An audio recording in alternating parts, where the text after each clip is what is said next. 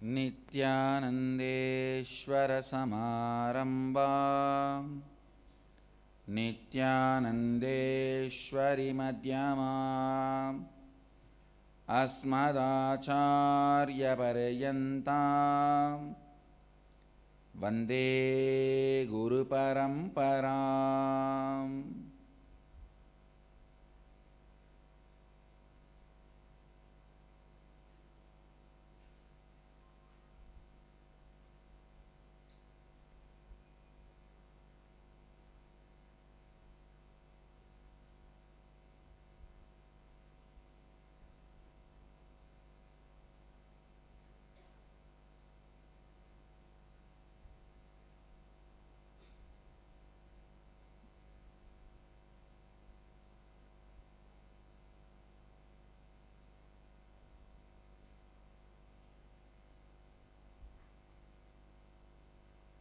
உங்கள் அனைவரையும் வணங்கி வரவேற்கின்றேன்.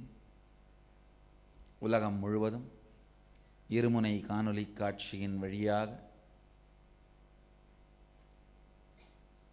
ஆதிசைவம் எனும் தியான சத்சங்கத்தை கேட்பதற்காக அமர்ந்திருக்கும் அன்பர்களையும் பக்தர்களையும் மற்றும் நித்யானந்த தொலைக்காட்சியின் மூலமாகவும் இந்த சத்சங்கத்தை கேட்டுக்கொண்டிருக்கும் உங்கள் அனைவரையும் வணங்கி வரவேற்கின்றேன்.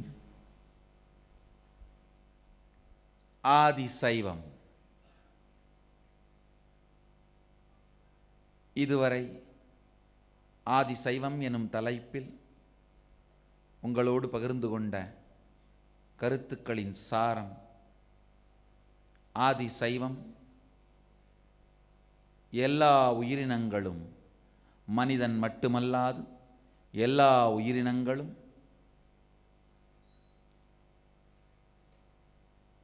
தன்னுடைய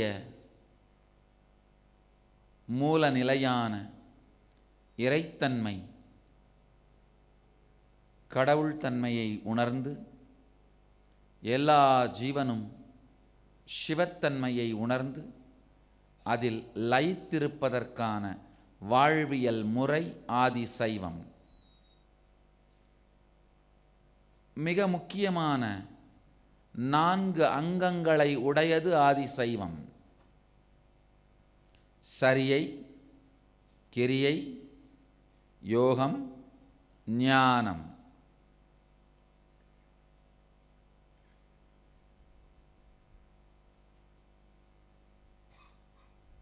ஆதிசைவம் எனும் இந்த வாழ்வியல் முறை பரம்பொருள் அகண்ட பரிபூரண சச்சிதானந்த சின்மயானந்த நித்யானந்த ஸ்வரூபி சதாசிவனே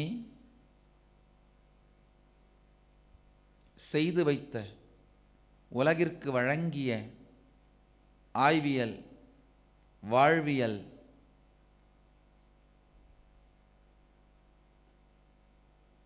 இயைபு, இயல்பு, இருப்பு எனும் 3 நிலைகளிலும் வாழ்வதனால் சிவத்துவத்தை நமக்கு எல்லோருக்கும், நம் எல்லோருக்குள்ளும் அனுபூதியாக மாற்றும் சக்தி வாய்ந்த இந்த வாழ்வியல் முறையை பரம்பொருளாம் பரமசிவனே அருளியிருக்கின்றார்.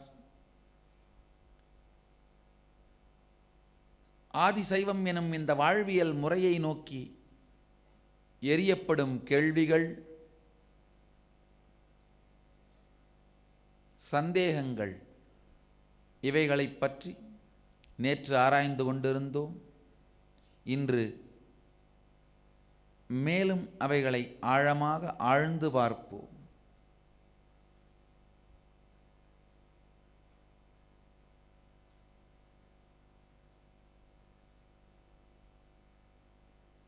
ஆதிசைவம் எதிர்கொள்ளும் இன்னொரு மிகப்பெரிய முக்கியமான கேள்வி,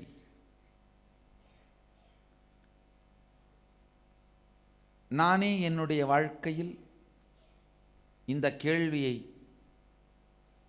சில மூடர்களிடமிருந்து எதிர்கொள்ள வேண்டியிருந்தது. இது ஒரு மிகப்பெரிய மூடத்தனம் சார்ந்த பிரச்சனை. ஆழ்ந்து புரிந்து கொள்ளுங்கள். தூங்குபவனை எழுப்பலாம், தூங்குவது போல் நடிப்பவனை எழுப்புவது சாத்தியமே இல்லை.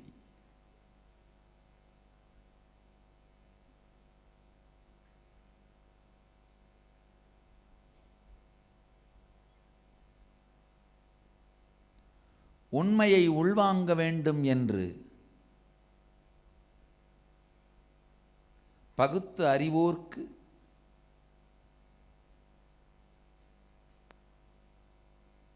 பதில் மூலம் சத்தியத்தை சாத்தியமாக்கலாம். ஆனால் பகுத்து எறிவதற்காகவே பகுத்து அறிவோர்கள் எனும் நபர்களுக்கு பதில் வழங்குவது சாத்தியமே இல்லை. பகுத்து எறிவதற்காகவே பகுத்து அறிபவர்கள்.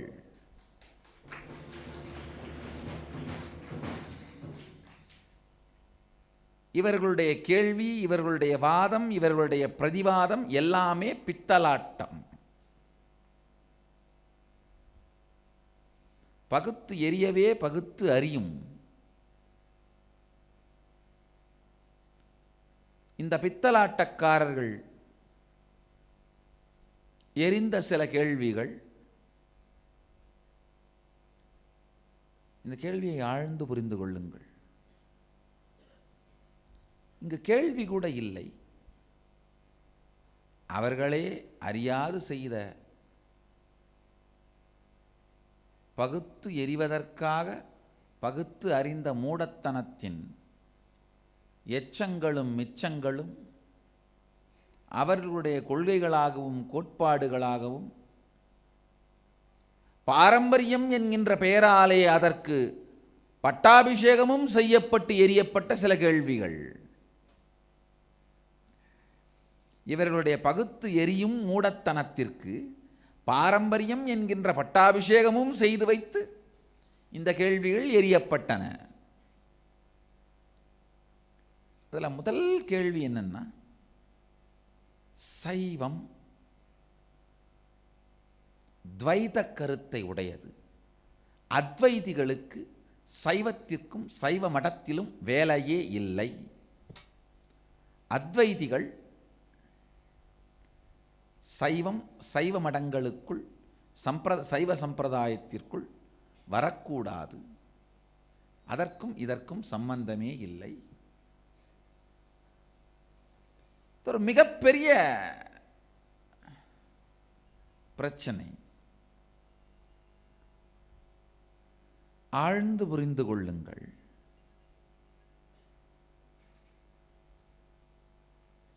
இந்த பிரச்சனையை கிளப்பினவங்க யாருமே அத்வைதத்தோட ஆனா ஆவண்ணாவையும் படித்ததில்லை, சைவத்தோட ஆனா ஆவண்ணாவையும் படித்ததில்லை. அனுபூதியாக உணர்ந்ததில்லை என்பது வேறுபுறம், அறிவாலும் கூட ஆராய்ந்ததில்லை. பகுத்து எறிவதற்காக பகுத்து அறிய முயற்சிக்கும் மூடர்கள்.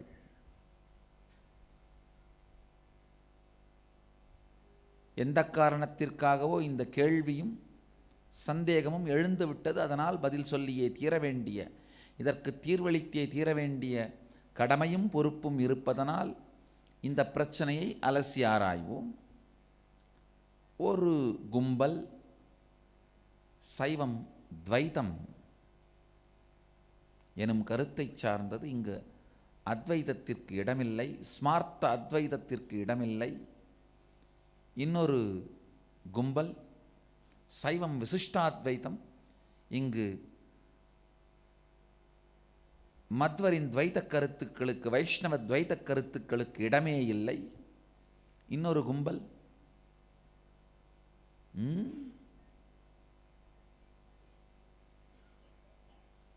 சைவம் விசிஷ்டாத்வைதம். ஒரு கும்பல் சைவம் துவைதம் என்றும் ஒரு கும்பல் சைவம் விசிஷ்டாத்வைதம் என்றும் வேறு வேறு விதமாக இன்னொரு குழுவினர் சைவம் அத்வைதம் சார்ந்தது என்றும், மிகப்பெரிய வாத பிரதிவாதங்களும் போர்களும் இது சார்ந்து மனக்கசப்புகளும் சஞ்சலங்களும்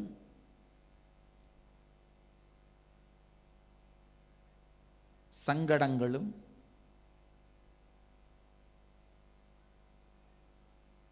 பல்வேறு பிரச்சனைகளும் சமூகத்தில் இருந்து கொண்டுதான் இருக்கின்றது. ஆழ்ந்து புரிந்து கொள்ளுங்கள்.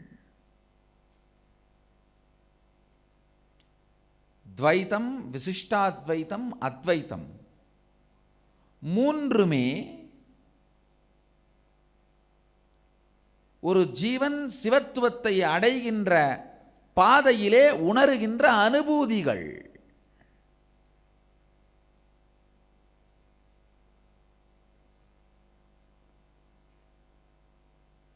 பாதையில் வருகின்ற ஊர்களைப் போல, பாதையில் வருகின்ற ரயில் நிலையங்களைப் போல ஒருவன் தன்னை உடல் என்று உணரும் பொழுது பெருமானையும் வடிவத்தில் பார்த்து ரசிக்கின்றான். அது துவைதம். தன்னை தன்னுடைய மனதிலே நிலவுகின்ற சந்தோஷம் அல்லது துக்கம் அதோடு இணைத்து தன்னை உணர்வு என்று காணும் பொழுது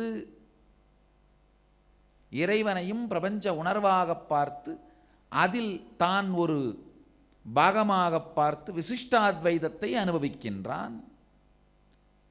இதை தாண்டி தான் எனும் தனி உணர்வே மறையும் பொழுது ஜீவன் சிவனாக மாறும்.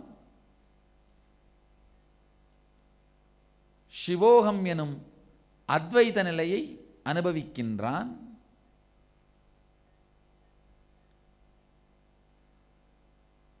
ஜீவன் சிவத்துவத்தை அடையும் வழியிலே இருக்கின்ற வேறு வேறு நிலைகள் தான் இந்த மூன்றும்.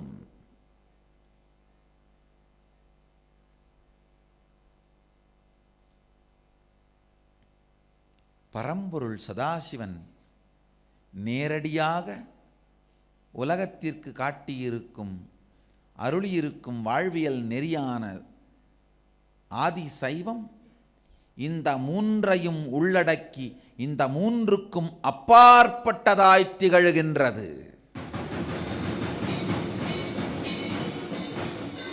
சைவம் வெறும் துவைத சம்பிரதாயம் அல்ல, வெறும் விசிஷ்டாத்வைத சம்பிரதாயம் அல்ல, வெறும் அத்வைத சம்பிரதாயமும் அல்ல.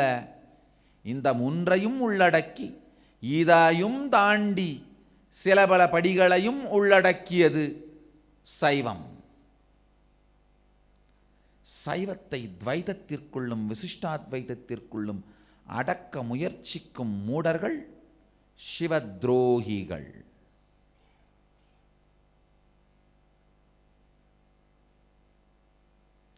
எரிபத்தராலும் மூர்க்கராலும் கவனிக்க வேண்டிய மூடர்கள்.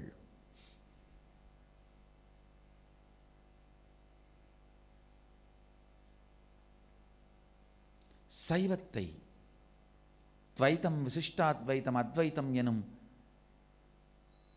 எந்த ஒரு சட்டத்திற்குள்ளும் அடக்கிவிட முடியாது.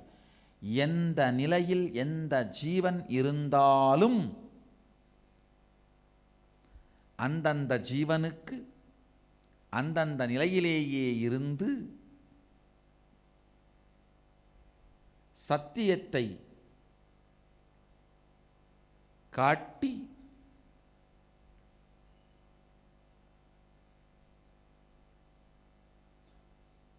சிவத்துவத்தில்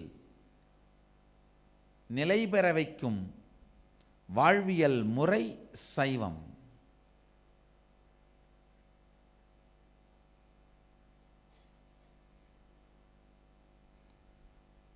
மடமையை அழித்து மடத்தின் அதிபதிகளாய் அமைந்தால்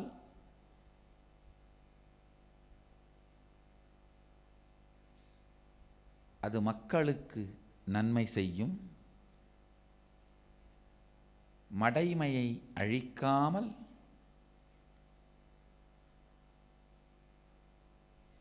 மடமைக்கு அதிபதியாய் இருந்து கொண்டு சிலர் மடாதிபதிகளாய் இருப்பதனால்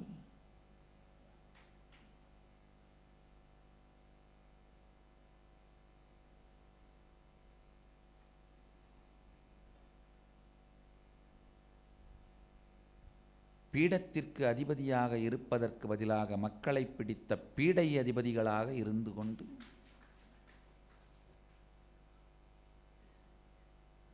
சத்தியம் மக்களுக்கு சாத்தியம் ஆவதற்கு வழி சொல்லாது நித்தியம் அவர்களை குழப்பத்தில் ஆழ்த்தி குருட்டாட்டமாடி குழியில் விழுந்திடும் கதியை என்னவென்று சொல்வது? சைவம்,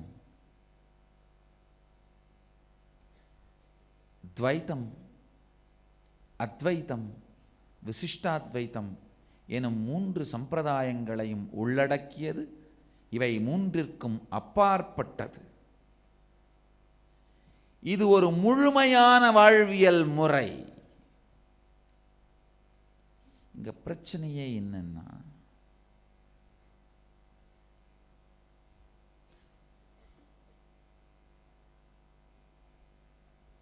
ஒரு ஊர்ல ஒரு பெரிய குளம். ஊருக்கு புதுசா 4 பேர் 4 வேற இடத்துல இருந்து வர்றாங்க.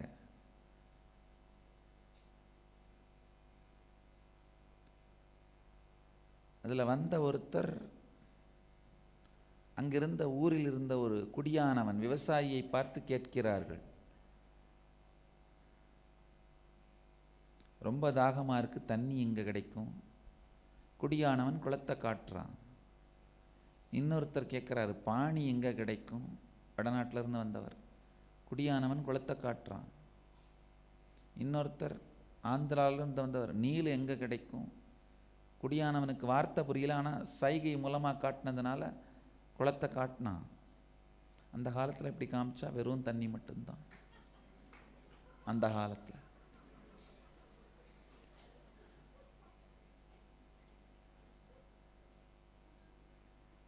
இன்னொருத்தர் கொஞ்சம் வெள்ளத்தோலா இருந்தது, வாட்டர் எங்க கிடைக்கும்? குடியானவன் குளத்தை காட்டினான். 4 பேருமே அந்த குளத்தை நோக்கி போயிட்டு இருக்கிற வழியில ஒருத்தர் பார்த்துக்கிட்டாங்க. ஒருத்தர் கேட்டார், நீ எங்க போற? நான் தண்ணியை தேடி போறேன். நீ எங்க போற? நான் வாட்டரை தேடி போறேன். நீ எங்க போற? நான் பாணியை தேடி போறேன். நீ எங்க போற? நான் நீலை தேடி போறேன். என்னையா 4 பேரும் ஒரே இடத்துக்கு போயிட்டு இருக்கிறோம்? இவன் சொல்றான், இல்ல இல்ல, அந்த ஊர்க்காரர் ஒருத்தர் சொன்னார் இங்க நீலு தான் இருக்கு. இன்னொருத்தன் சொன்னான், இல்ல இல்ல, அங்க பாணி இருக்கு, நீல் இல்ல, அவன் எனக்கு சொல்லித்தான் அனுப்புனான். இன்னொருத்தர் சொன்னான், இல்ல இல்லப்பா, அங்க இருக்கிறது வாட்டர், தண்ணி இல்லை, நீலும் இல்லை, பாணியும் இல்லை, தண்ணியும் இல்லை, வாட்டர். இன்னொருத்தன் சொன்னான், கிடையவே கிடையாது, நான் இந்த ஊருக்காரன், நான் பக்கத்து ஊருக்காரன், இந்த ஊருக்காரன் எனக்கு தெளிவாக சொன்னான் இங்கே தண்ணி தான் இருக்குன்னு. 4 பேரும் விவாதத்தில் ஈடுபட்டார்கள். விவாதம் வேகத்தோடு சண்டை துவங்கியது. சண்டை சச்சரவை கொண்டு வந்தது. சச்சரவில் ஒருவரை ஒருவர் அடித்துக்கொள்ள துவங்கினார்கள்.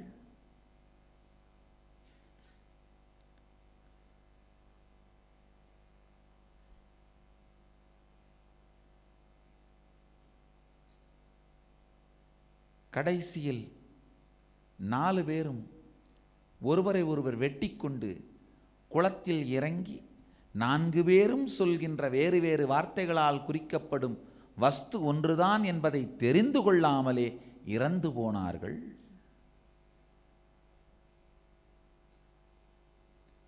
மடையர்களுக்கு அதிபதிகளாய் அனுபூதியை அடையாமல் குருபீடத்தில் அமர்ந்த அத்துணை மூடர்களுக்கும் இதுதான் கதி. அனுபூதி அடையாமல் தேட வேண்டிய வயதில் அனுபூதியை தேடி அடைந்துவிட்டு குருபீடத்தில் அமர்ந்தவர்கள்தான் தன் வாழ்க்கையிலும் நிம்மதியாயிருப்பார்கள், மற்றவர்கள் வாழ்க்கையிலும் ஆனந்தத்தை உருவாக்குவார்கள்.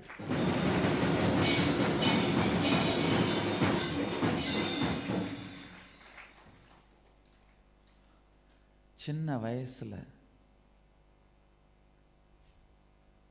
உடம்பில் வேகமும் இரத்தத்தில் சூடும் இருக்கும் பொழுது அனுபூதியை தேடி அடையாதவர்கள் பீடங்களில் தேடி அமர்ந்து கொண்டு சுகபோகமான வாழ்க்கையை வேண்டுமானால் வாழலாம். ஆனால் அவர்களுக்கு அந்த பீடமே பந்தமாக மாறி தனியாக எந்த தண்டனையும் வேண்டியதில்லை. அவருடைய கடைசி காலத்தை பார்த்தால் போதும், அவர்கள் வாழும் நரக வாழ்க்கையை பார்த்தால் போதும், தனியாக ஒரு தண்டனை தேவைப்படாது. அதனால தான் என்னுடைய சன்னியாசிகளுக்கும் பிரம்மச்சாரிகளுக்கும் திரும்ப திரும்ப சாமி சொல்கிறேன், மீண்டும் மீண்டும் அவர்களுக்கு நான் சொல்வதுண்டு, இளமையில் இறைவனை தேடு.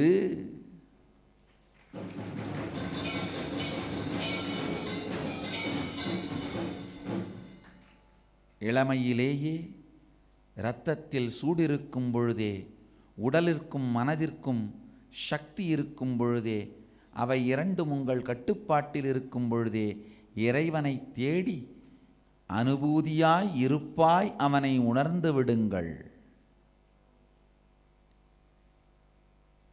இளமையில் தேடாமல் விட்டவர்கள் முதுமையில் படும் கஷ்டத்தை நான் நேரில் பார்த்திருக்கின்றேன்.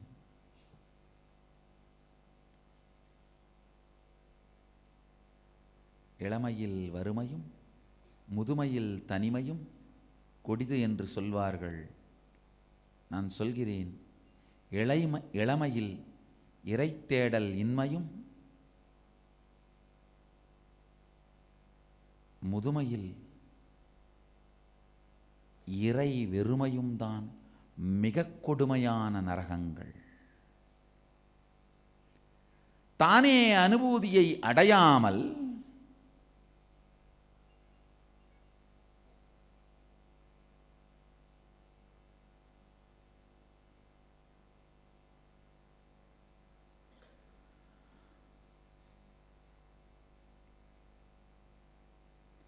தானே அனுபூதியை அடையாமல் விட்டது மட்டுமல்லாது, அனுபூதி அடைந்தவர்கள் உலகிற்கு சொல்லும் உண்மையையும் மூடத்தனத்தால் மறுத்துரைத்து எதிர்த்துரைத்து மேலும் மேலும் கர்மத்தை உருவாக்கிக் கொள்ளும் மனம் கொண்ட மூடர்கள்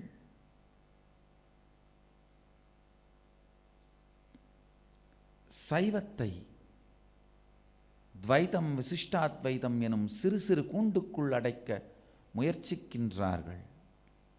நன்றாக புரிந்து கொள்ளுங்கள். துவைதம் விசிஷ்டாத்வைதம் அத்வைதம் போன்றவைகள் தத்துவங்கள், கொள்கைகள், கோட்பாடுகள்.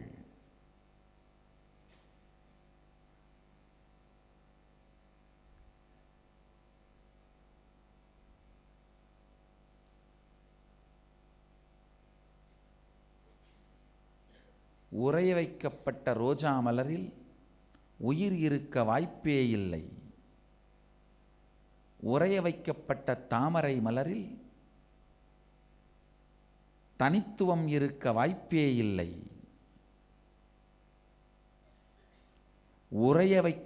வார்த்தைகளால் கொள்கை, கோட்பாடு என்று உறைய வைக்கப்பட்ட எந்த சத்தியத்துக்கும் உயிர் இருப்பதில்லை.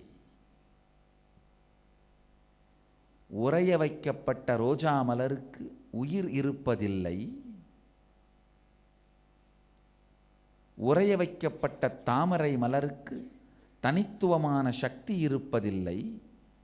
எத்துணை நாள் அந்த மலர் தாமரை தண்டோடு தண்ணீரில் உயிரோடு இருக்கிறதோ அத்துணை நாள் வரைதான் அதற்கு தனித்துவமான உயிர் உண்டு.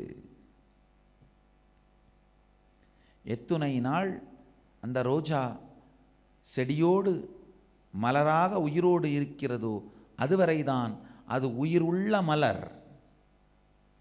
பறிக்கப்பட்டு உறைய வைக்கப்பட்ட உடனேயே அது உயிரை இழக்கின்றது. எடுக்கப்பட்டு உறைய வைக்கப்பட்ட உடனேயே அது தன் தனித்துவத்தை இழக்கிறது.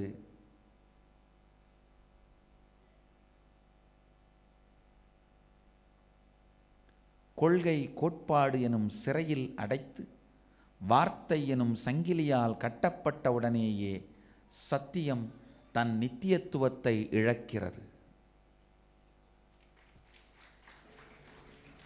துவைதம், விசிஷ்டாத்வைதம், அத்வைதம் மூன்று கொள்கைகளும் தத்துவங்களும் இதுபோல வார்த்தை எனும் சங்கிலியால் கட்டப்பட்டு கொள்கை கோட்பாடு எனும் சிறையில் சிறை வைக்கப்பட்ட கருத்துக்கள். அவைகளுக்கு தன் தனித்துவத்தால் முழுமையாக ஒரு ஜீவனை சிவத்தன்மைக்குள் கொண்டு செல்லும் ஆற்றல் இல்லை. ஒரு குறிப்பிட்ட காலத்தில் குறிப்பிட்ட நிலையில் மாத்திரம் குறிப்பிட்ட மனிதர்களுக்கு உதவுகின்ற சக்தி மட்டும்தான் அதற்கு உண்டே தவிர இந்த ஒவ்வொரு தத்துவத்திற்கும் தனித்தனியாக ஒரு ஜீவன் அதன் இருப்பு நிலையிலிருந்து சிவத்தன்மையான இயல்பு நிலைக்குள் செல்லுகின்ற வரை வழிகாட்டுவதற்கான முழுமைத்தன்மையை இந்த எந்த ஒரு தத்துவத்தாலும் தனியாக செய்துவிட இயலாது. ஆனால் சைவம் எனும் வாழ்வியல் முறையால் ஒரு ஜீவன் எந்த நிலையில் இருக்கின்றதோ அந்த நிலையிலேயே துவங்கி இயைபு, இயல்பு, இருப்பு எனும் மூன்று நிலைகளிலும் ஜீவனை பயணிக்க வைத்து சிவத்துவத்தில் நித்யானந்தத்தில் நிரந்தரமாய் இருக்க வைக்கும் தெளிவும் சக்தியும் சைவத்திற்கே உண்டு. ஏனெனில்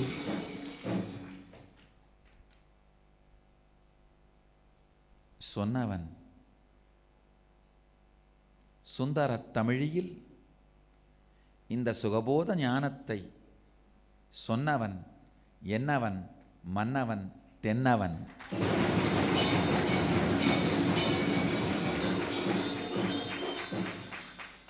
விண்ணவன் விண்ணோரும் காணாத மன்னவன்.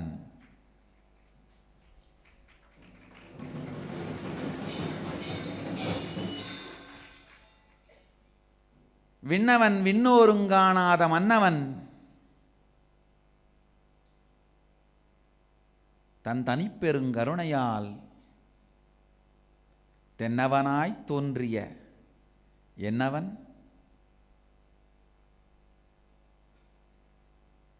சைவம் எனும் வாழ்வியல் முறையை சொன்னவன்.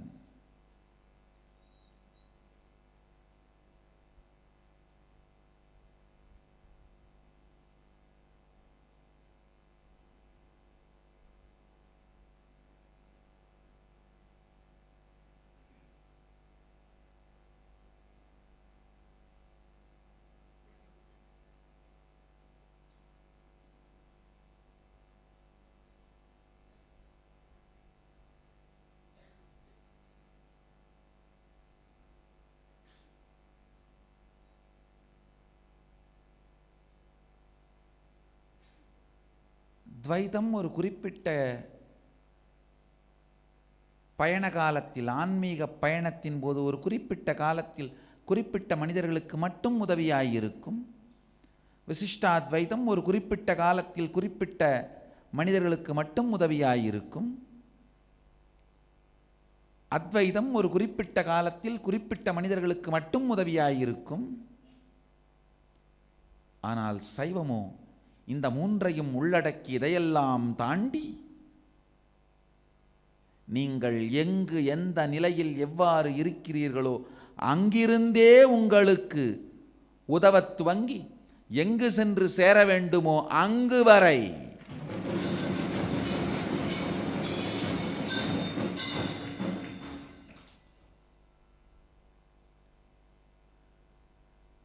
குறிக்கோளாய் குறிக்கோள் காட்டும் நெறிப்பாதையாய்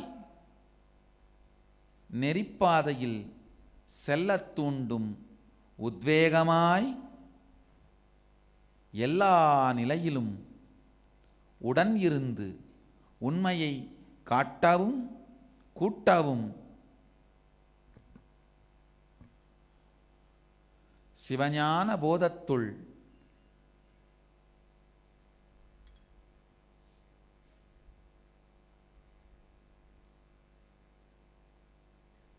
சிவத்துவ நிலைக்குள் எப்பொழுதும் இருக்கச் செய்யவும் வழியில் ஜீவன் எதிர்கொள்ளுகின்ற எல்லா தடைகளையும் அழிக்கும் திறனும் சந்தேகங்களையெல்லாம் தீர்க்கும் தெளிவும் வழியில் ஏற்படும் சோம்பல் மனச்சோர்வு இவைகளையெல்லாம் அழித்து உற்சாக ஊஞ்சலில் ஏற்றி நம்மை உத்தம நிலைக்கு கொண்டு செல்லும் எல்லா நுட்பங்களும் நுண்மைகளும், நுட்பம் அப்படின்னா டெக்னிக், நுண்மை அப்படின்னா டெக்னாலஜி.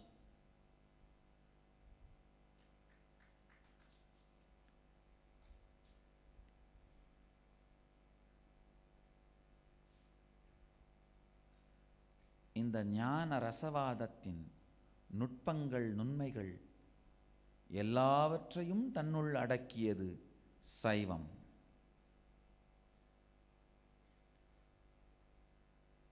சிவோகம் எனும் சத்தியம் அகம் பிரம்மாஸ்மி எனும் வார்த்தைக்கு சமம் கிடையாது.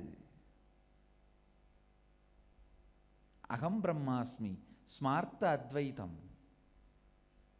சிவோகம் சைவ சத்தியம்.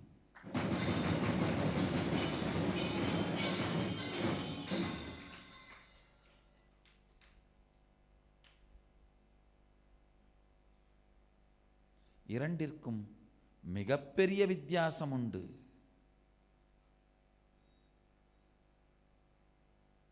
பிரம்மம் என்று ஸ்மார்த்தம் விளக்குவது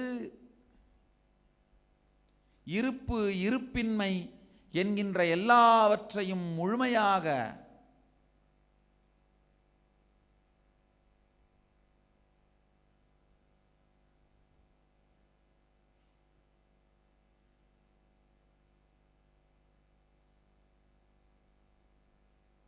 நேரடியாய் உணரக்கூடிய வகையில் குறிக்கும் வார்த்தையாக இருக்கிறதா என்றால்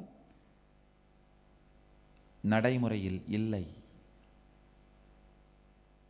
பிரம்மம் வெளிப்படாத மூலப்பொருளாகவே மீண்டும் மீண்டும் எல்லாராலும் வர்ணிக்கப்படுகின்றது. அனுபவித்தவர்கள் கூட அனுபூதியை பற்றி எழுதும் பொழுது வெளிப்படாத மூலப்பொருள் என்றே, எல்லாவற்றிற்கும் மூலம் என்றே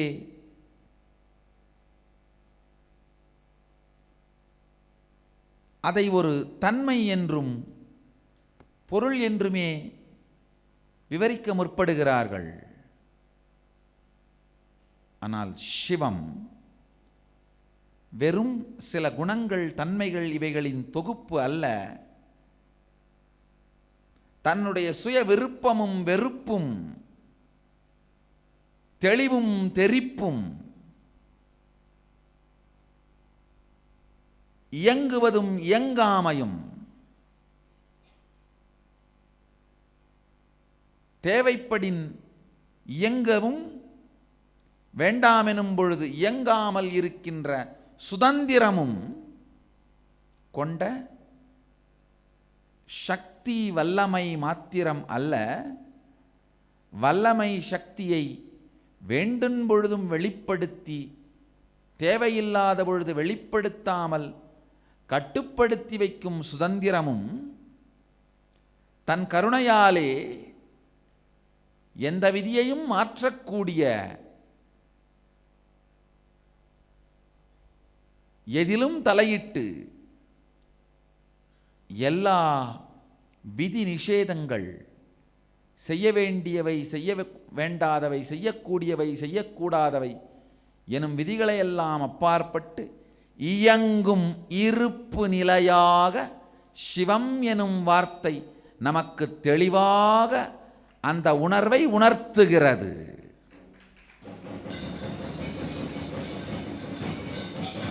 பிரம்மம் அப்படிங்கிற வார்த்தையை கேட்ட உடனே என்ன, இந்த உலகத்தை எல்லாம் ஆக்கி படைத்து காத்து அழித்து என்கின்ற ஒரு தன்மை குணங்களைத்தான்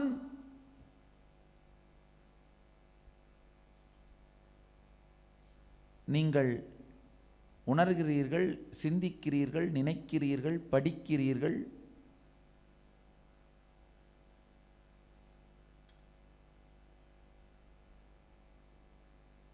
ஆனால் சிவன் என்றால் இது எல்லாவற்றோடு சேர்ந்து தன்னுடைய தனித்துவத்தாலே, கருணையினாலே, விருப்பத்தாலே எப்படி வேண்டுமானாலும் இயங்குகின்ற சுதந்திரத்தன்மையும் சேர்த்த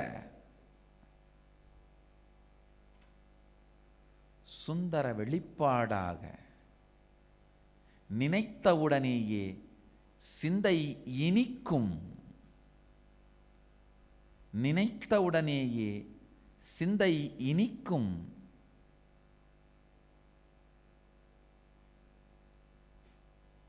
சிவபெருமான் உணர்வே மேலோங்கி நிற்பதால் அகம் பிரம்மாஸ்மி எனும் மகாவாக்கியத்தை விட சிவோகம் எனும் மகாவாக்கியம் அதிகம் உபயோகத்திற்கு உரியது, உண்மையை அளிக்கும் சக்தி வாய்ந்தது, நேரடியாக அனுபவத்திற்கு உரியது, சத்தியத்தை சாத்தியமாக்கும் சக்தி உடையது.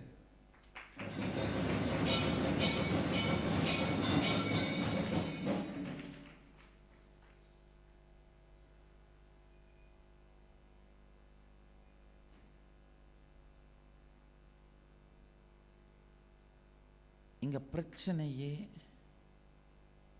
சைவம் அத்வைதத்தை ஏற்றுக்கொள்கிறதா ஏற்றுக்கொள்ளவில்லையாங்கிறது இல்லைங்கய்யா.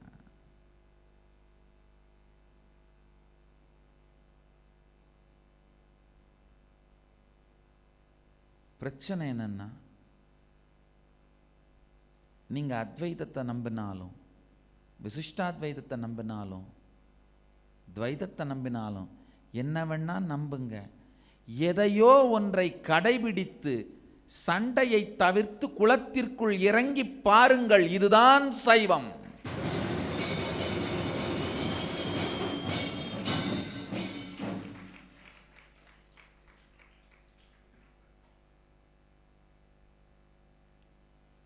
சைவம்னா என்னன்னா, துவைதமா விசிஷ்டாத்வைதமா அத்வைதமான் கடைசி வரைக்கும் குளத்தில் இறங்கி பார்க்காமலே அடிச்சிட்டு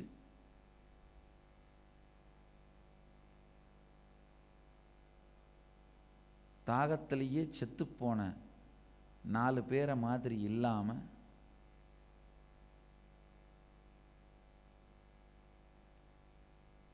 குளத்தில் இறங்கி பார்த்துருந்தா அவங்களுக்கு தெரிஞ்சிருந்திருக்கும்.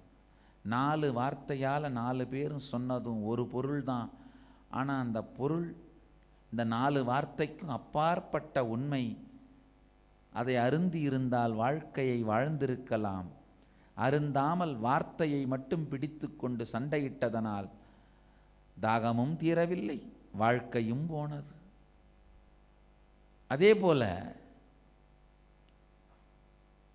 அத்வைத்தமா விசிஷ்டாத்வைத்தமா துவைத்தமா என்று சண்டையிட்டு கொண்டிருப்பதை விட்டு குளத்திற்குள் இறங்கி பாருங்கள் என்கின்ற சத்தியம்தான் சைவம்.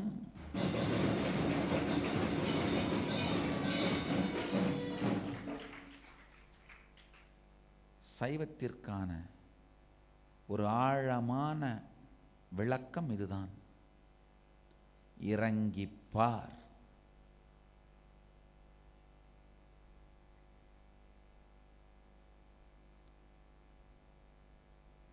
சண்டையை தவிர்த்து சச்சரவை ஒழித்து சத்தியத்தை எட்டிப்பார். இது சாத்தியம். இதுவே சைவம்.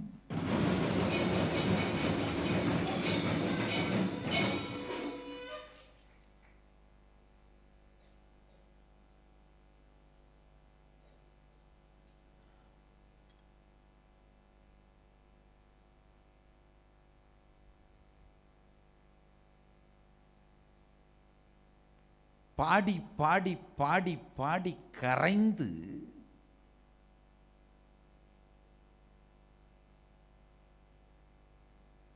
உருகிய நாவுக்கரசரை போல ஒரு பக்திமானை எந்த துவைத சம்பிரதாயமாவது உருவாக்க முடியுமா? துவைதத்தின் உச்சி சவிகல்ப சமாதியிலேயே வாழ்ந்த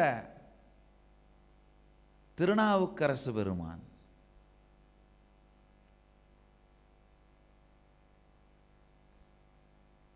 அது மட்டுமல்ல, ஞானத்திற்காக மட்டும் அல்ல, காதலி கூட அல்ல, இரண்டாவது கள்ளக்காதலிக்காக பெருமானையே தூதனுப்பிய சுந்தரன் இவனை போன்றொரு இன்னொரு பக்தனை எந்த சம்பிரதாயத்தில் காட்ட முடியும்? எந்த மதமோ தத்துவமோ இது போன்றதொரு பக்தியின் சக்தியை வெளிப்படுத்த முடியும்?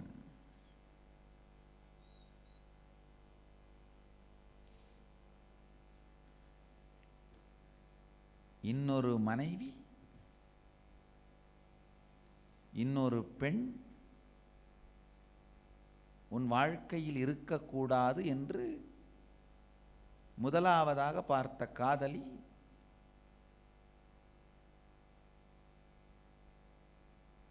நிபந்தனை விதிக்கிறாள். சுந்தரர் அந்த பெண்ணிடம் சரி சரின்னு சொல்லிட்டு வந்துடுறார். ஆனால் இவருக்கே இவர் மேலே அந்த அளவுக்கு நம்பிக்கை இல்லை. அந்த பெண்ணும் இவரை நேரடியாக நம்ப தயாராக இல்லை. அதனால் நாளைக்கு காலையில் திருவொற்றியூர் கோவிலில் பெருமான் பலிபீடத்தின் முன்னாடி சத்தியம் பண்ணி கொடு, பெருமான் முன்னாடி பெருமானுடைய சாநித்தியத்தில் சத்தியம் பண்ணி கொடுன்னு பெண் கேட்கிறா. சுந்தரரும் சரின்னு சொல்லிட்டு வந்துடுறாரு. காரணம் என்னன்னா, பெருமானே நம்ம கட்டுப்பாட்டில் தானே இருக்காரு. பக்தியின் சக்தி பாருங்க.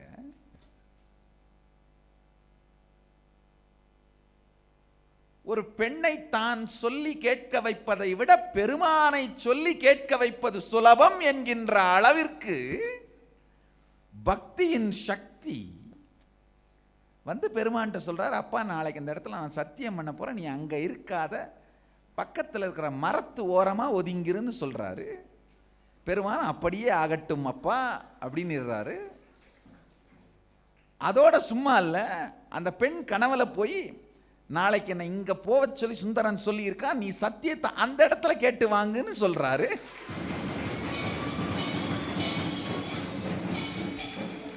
சந்நிதி முன்னாடி சத்தியம் பண்ணா ஒத்துக்காத அந்த மரத்தடியில் எனக்கு இருக்க சொல்லியிருக்கான், நீ சத்தியத்தை மரத்தடியில் வந்து பண்ண சொல்லுன்னு சொல்றாரு.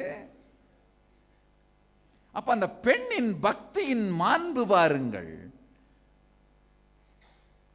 சுந்தரன் பக்தியின் மாண்பு இந்த பெண்ணை கன்வின்ஸ் பண்றதை விட பெருமானை கன்வின்ஸ் பண்றது ஈஸின்னு நினைக்கிறாரு. அந்த பெண்ணோ நீ எவ்வளவு பெரிய பக்தனா இருந்தாலும் என் பக்திக்கு பெருமான் துரோகம் செய்ய மாட்டான் அப்படின்னு நினைக்கிறா.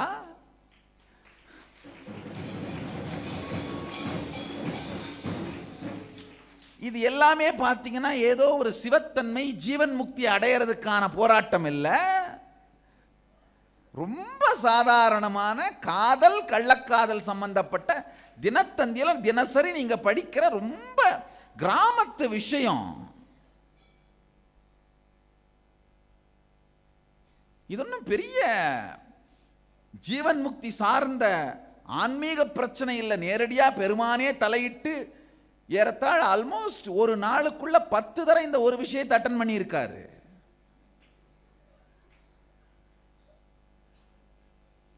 வெறும் 24 மணி நேரத்துக்குள்ள 10 தரம் இங்கேயும் அங்கேயும் மாறி மாறி கோள் சொல்லி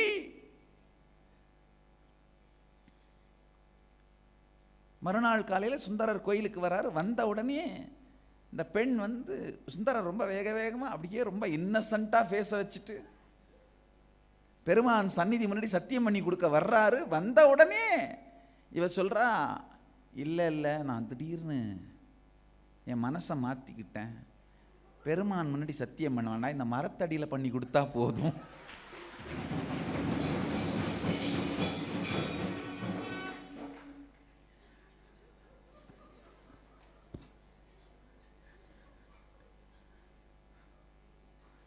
சுந்தரருக்கு பெருமானை சந்தேகப்படுகின்ற அளவிற்கு மனம் ஒத்துக்கொள்ளவில்லை. ஆனால் சொன்னதனால் சத்தியத்தை செய்து கொடுக்க மாட்டேன் என்றும் சொல்ல முடியவில்லை. சத்தியமும் பண்ணி கொடுத்துறாரு.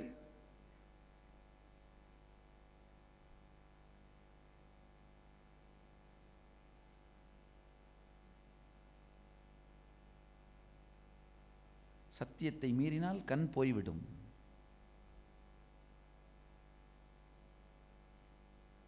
கடைசியில் அதையும் மீறாரு. ஏன்னா பெருமான் இருக்கிற தைரியம், பலம். பெருமானுக்கு உண்மையாக இல்லாவிட்டால் கூட அவன் எனக்கு உண்மையாக இருப்பான் என்கின்ற பக்தியின் சக்தி.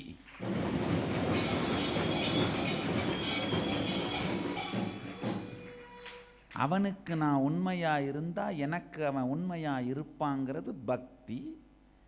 அவனுக்கு நான் உண்மையா இல்லைன்னா கூட எனக்கு அவன் உண்மையா இருப்பான்ற தெளிவு பக்தியின் சக்தி.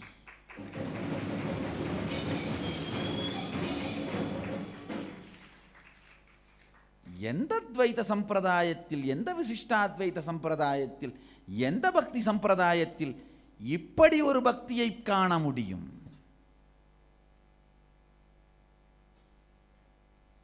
அது மட்டுமல்ல, இரண்டாவது மனைவிக்கு, கள்ளக்காதலிக்கு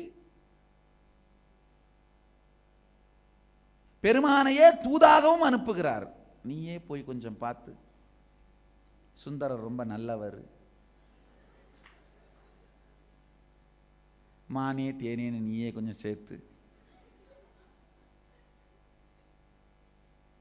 காலேஜ் பசங்க அவங்க ஃப்ரெண்ட்ஸை தூது அனுப்புகிற மாதிரியே பண்ணியிருக்காரு. இன்னும் ஒரு 4-5 விஷயத்தை நீயே சேர்த்து சொல்லு. பெருமான் கேட்குற, நான் என்னென்னலாம் சொல்லணும்னு சொல்லு, அதை அப்படியே சொல்லிட்டு வர்றேன். நான் 2-3 சொல்கிறேன், உன் கிரியேட்டிவிட்டியை யூஸ் பண்ணி இன்னும் ஒரு 4-5 நீயே சேர்த்து சொல்லிட்டு வாப்பா. அதையும் செய்கிறார்.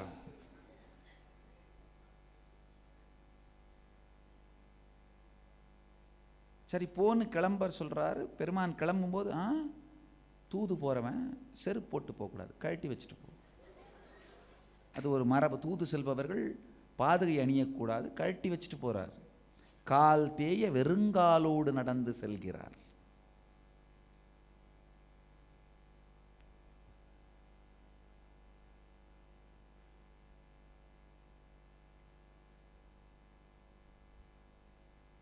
அதையும் பண்றார்.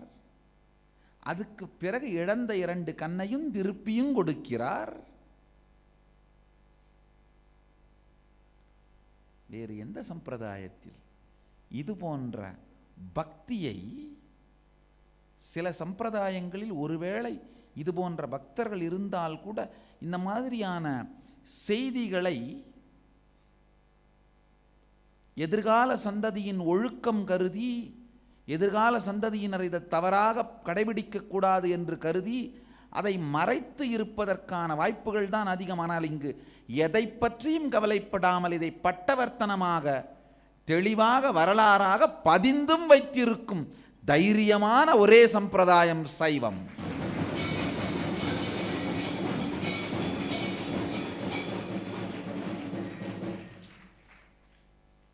ஏனென்றால்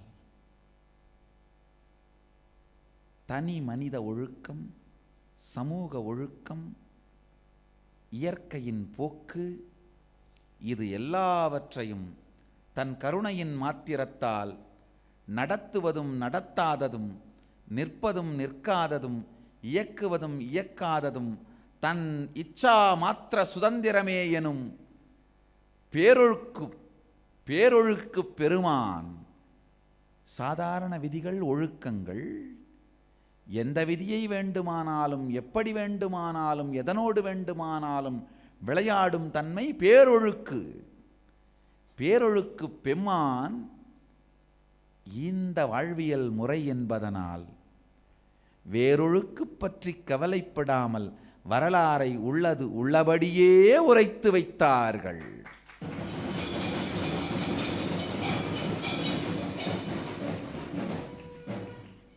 சுந்தரர் மாதிரி ஒரு அத்வைத்தியையோ,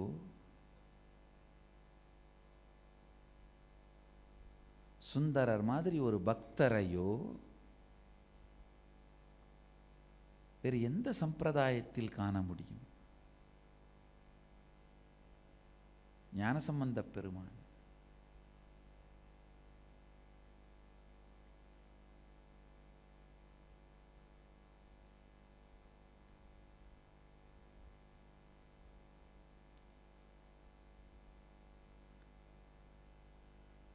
உணர்வாலே அத்வைத நிலையை அடைந்தவர்கள் உண்டு.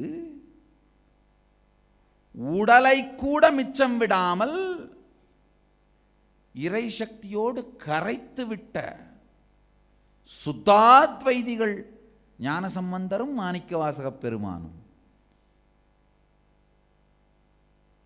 அப்பர் மாதிரி பக்தரையோ, துவைதத்தின் உச்சத்தை பார்த்தவரையோ,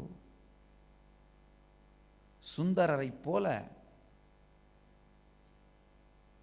பக்தியின் சக்தியை வெளிப்படுத்தியவர்களையோ,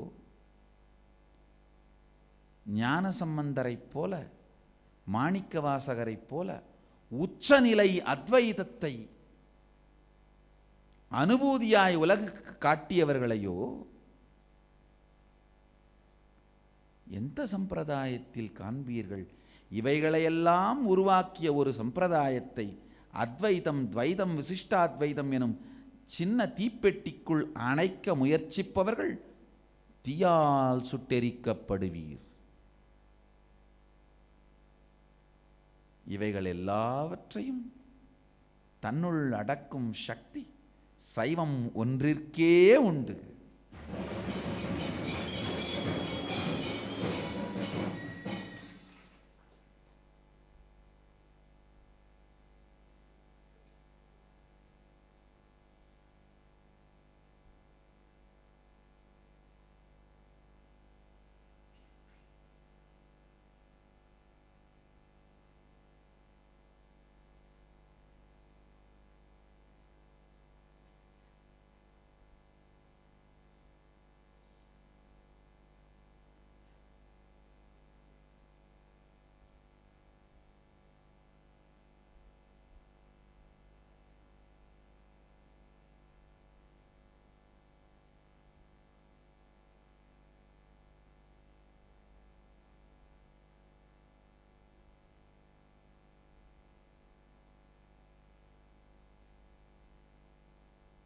சைவத்தை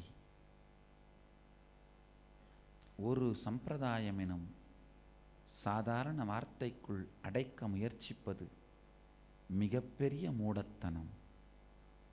இன்றைய சத்சங்கத்தின் சாரம் சைவம், துவைதம், விசிஷ்டாத்வைதம், அத்வைதம் எனும் எல்லா சம்பிரதாயங்களையும் உள்ளடக்கியது, எல்லாவற்றிற்கும் மூத்தது, எல்லாவற்றையும் தாண்டியது, எல்லாவற்றையும் உள்ளடக்கி அதற்கும் அதிகமானது. இருக்கின்ற எல்லா எண்ண ஓட்டங்கள், சிந்தனை ஓட்டங்கள், இவை அனைத்திற்கும் மூலமான தாயாய், தந்தையாய், அம்மையாய், அப்பனாய் நின்றது சைவம்.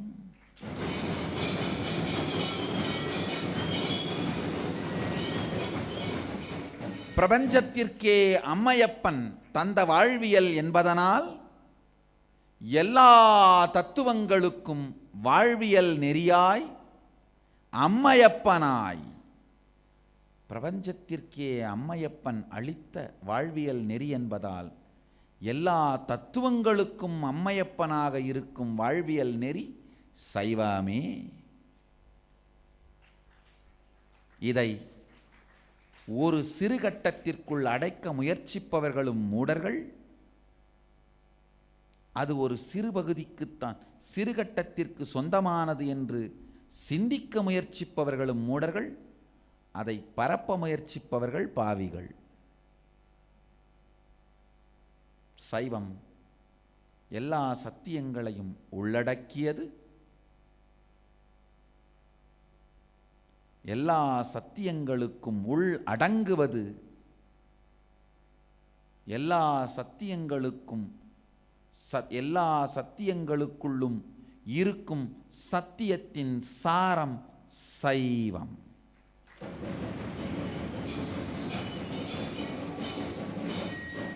எந்த ஒரு மதத்திலும் தத்துவ கோட்பாட்டிலும் கொள்கையிலும் எந்த அளவுக்கு சைவம் உள்வாங்கப்பட்டிருக்கிறதோ அந்த அளவிற்கு அது உலகத்திற்கும் தனக்கும் உபயோகமாகும் என்பதை அறுதியிட்டு கூறி, தொடர்ந்து ஆதிசைவம் பற்றிய சத்தியங்களை உங்கள் வாழ்க்கையில் சாத்தியமாக்கிக் கொள்ள